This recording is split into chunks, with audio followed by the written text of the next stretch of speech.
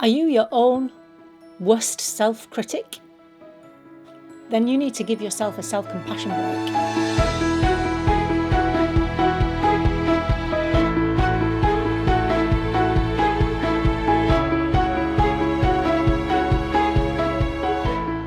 Hi, my name's Christine L. Conroy. Welcome to Happy Stuff and Fluff, a channel for women over 50 who are getting happy and growing younger. Yeah, so do you find yourself, when you're going through a difficult situation or you're not able to do something as well as you would able to do it, do you find yourself beating yourself up over it an awful lot? I think as women we tend to do that. I do think it's more of a female trait than it is a male trait. And the problem is it can make us unhappy at best and even depressed at worst, I think. It can also inhibit us. It can stop us from doing things that we want to do. This kind of harsh self-criticism that we tend to do can be debilitating. And this is what I want to talk to you about today, because I think the first thing we tend to do when something goes wrong is to think, perhaps it's something that we've done wrong. I hear women say, I can never do this. I always seem to go the wrong way. And you can just see in their mind this downward spiral of self-criticism and rumination about a difficult situation. But of course, when you do that, it simply makes a difficult situation worse, and then you get into overwhelm and so on. And so that's the time when you need to sit down and give yourself a self-compassion break. How do you do that? Well, it's quite simple actually. First of all, when you are in a kind of situation like that, if you need to put yourself in someone else's shoes, you need to be able to step out of what's happening and ask yourself, if a friend came to me with this situation, what would I say to them? Would you say to them, you stupid woman, you shouldn't behave that way?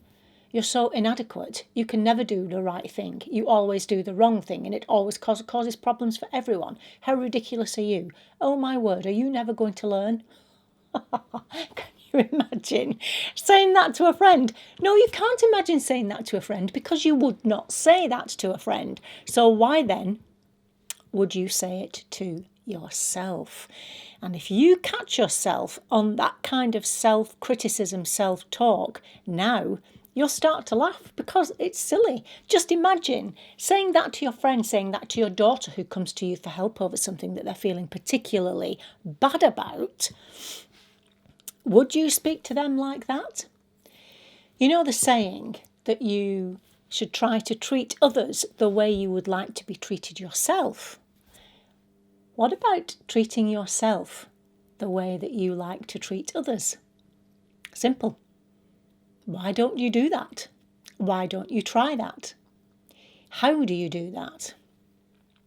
Well, it involves a few stages, this. I mean, you've got to be self-aware, of course. You've got to catch yourself when you're going through a situation, a difficult situation, and accept that you are going through a difficult situation. Actually say to yourself, this situation is difficult, I am suffering because of it, or I don't know what to do. It's about being aware of your situation. As I say, it's about accepting the situation. And then it's also, as we say in positive psychology, giving yourself permission to be human. We are not perfect. We all make mistakes. Beating yourself up about those mistakes, being the harsh critic, is not going to help the mistake, change the mistake, or help you grow from the mistake. Okay, so this is where self-compassion about a situation, allowing yourself to be permission to be human. Notice I am not saying you are only human. Oh, I really dislike that term, because being human is amazing. You are not only human, you are amazingly human, which includes being flawed. You are flawsome. You are flawsome. You make mistakes, but you are still awesome. That's what being a human is. And we're all in that together. None of us are perfect and we all make mistakes. And that's what you need to allow yourself to understand.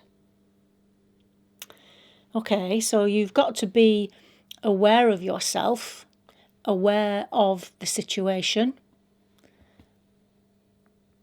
Allow yourself permission to be human about it. Give yourself a self-compassion break. Now, this is not self-pity, and this is not getting you to deny responsibility of something that you may have done, or may have not done, or may have done wrong, or whatever mistake you think you've made that you're beating yourself up about. Once you've accepted that you are a human being and that you do make mistakes, you can have a look at the mistake and see how you can learn from it. You're not going to learn and grow if you're continually beating yourself up about it. So if you can do those things and treat yourself as you would a good friend, you are more likely to learn from that mistake and be able to move on from it. I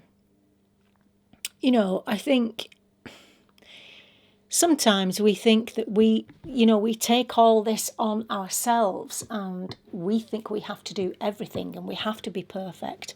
And that's where this giving yourself, being kinder to yourself and speaking to yourself the way you would a good friend or your daughter, for example, every now and then, it helps you. It also lowers anxiety, it lowers depression rates, and it helps you to move forward from a mistake.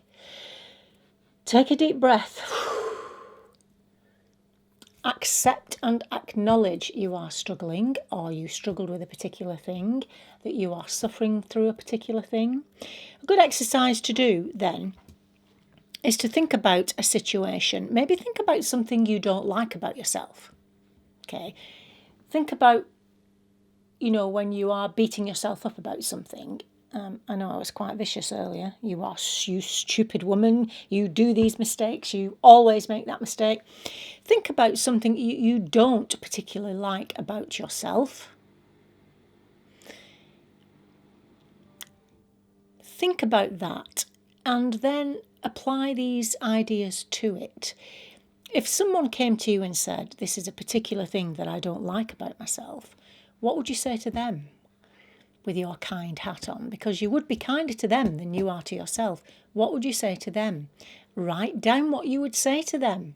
If there's something you can do about this thing that you don't like, then from a positive place of kindness and compassion, then perhaps you can start to do something about it. Does all that make sense? Give me a thumbs up if it does. Tell me what you think, as ever, down in the comments below. I really appreciate that if you would do that. And I hope this helped. Remember, you are flawsome. And you are an amazing human being who makes mistakes occasionally. Learn from them and move on. Okay, that's it for now. If you haven't subscribed yet, please do so. And I'll see you next time. Until then, remember that on the Happy Stuff and Fluff, we are getting happy and growing younger. See you soon.